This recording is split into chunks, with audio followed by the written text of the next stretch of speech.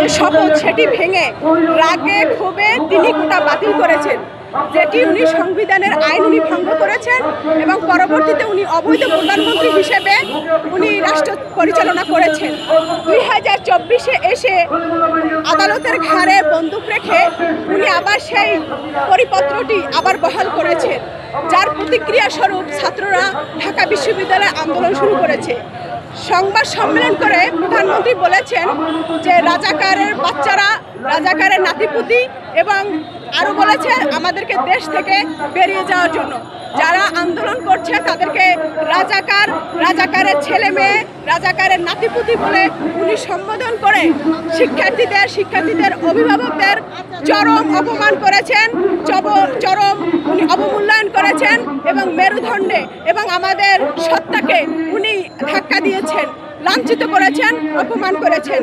যার পরিপ্রেক্ষিতে ঢাকা বিশ্ববিদ্যালয়ে যে আন্দোলন শুরু হয় সেই আন্দোলনের স্ফুলিঙ্গ সারা বাংলাদেশে সেটি ছড়িয়ে পড়ে এবং তার ধারাবাহিকতা ধরে আপনারা দেখছেন চট্টগ্রাম, রংপুর থেকে শুরু করে সকল জেলায়, উপজেলায়, বিভাগে, বাংলা কলেজ থেকে ইডেন কলেজ থেকে শুরু করে ঢাকা কলেজ, সমস্ত কলেজ তিতুমির সহ সকল শিক্ষার্থীরা ঝাঁপিয়ে পড়েছে আমাদের সকল অনুজ এবং আমাদের সিনিয়র ভাই বন্ধু এবং সুশীল সমাজ এবং শিক্ষক সমাজ।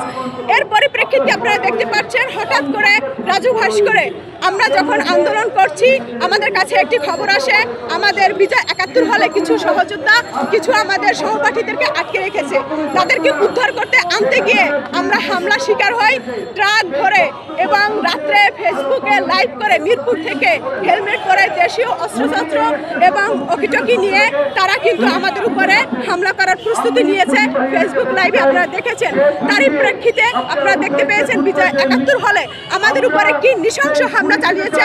তারা মা বোন কিছু মানেনি, এমনকি তারা ছোট ছোট পথচারী শিশুদেরকে তারা আঘাত করেছে, ইট দিয়ে মাথা থেতলে দিয়েছে এবং আমাকে ঢাকা মেডিকেলে 4.5 ঘন্টা তারা অবরুদ্ধ করে রেখেছে।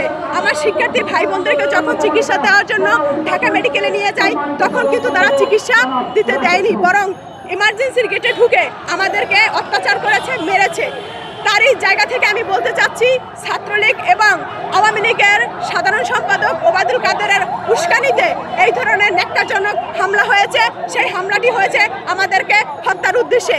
এই হামলার কখনোই আওয়ামী লীগ অ্যাভয়েড করতে পারে না, এর দায় অস্বীকার করতে পারে না। এর দায় অবশ্যই আওয়ামী লীগকে নিতে হবে। তারই প্রেক্ষিতে ধরে আপনারা দেখছেন বিনা চিকিৎসায় এবং পিটিয়ে হত্যা করেছে আমার 7 জন ভাই বোনদের। সেই 7 জন ভাই বোনদেরকে হত্যা করার জন্য আজকে আমরা আজকে গাইবি জানাজা এবং তার সাথে আমরা কালো পতাকা মিছিল করেছি এবং এখন দাবির সাথে আমাদের 3টি দাবি যুক্ত হয়েছে। নাম্বার 1, আমাদের 1 দফা দাবি মেনে নিতে হবে। নাম্বার 2, রাজাকার বলে যে সম্বোধন করেছে তার জন্য দুঃখ প্রকাশ করতে হবে, এই বক্তব্য তার এক্সপ্রেস করতে হবে। নাম্বার 3, এই যে আমার 7 জন শহীদ হয়েছে আমার ভাই বোনেরা, তাদের দৃষ্টান্তমূলক শাস্তি দাবি করছি।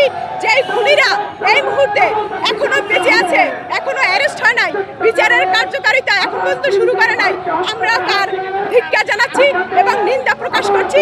এর পাশাপাশি বলতে চাচ্ছি অনতিবিলম্বে এদেরকে গ্রেফতার করে যেই পুলিশ আমার ভাইকে, আমার ভাইয়ের বুকটাকে ঝাঁঝরা করে দিল, সেই পুলিশকে প্রত্যাহার চাই এবং তার বিচার চাই। তার ফাঁসির আদেশ জনতার মঞ্চে দাঁড়িয়ে কার্যকর করতে হবে। তা না হলে আমরা আরো রাজনীতি থেকে, আমরা গণভবন থেকে শুরু করে সকল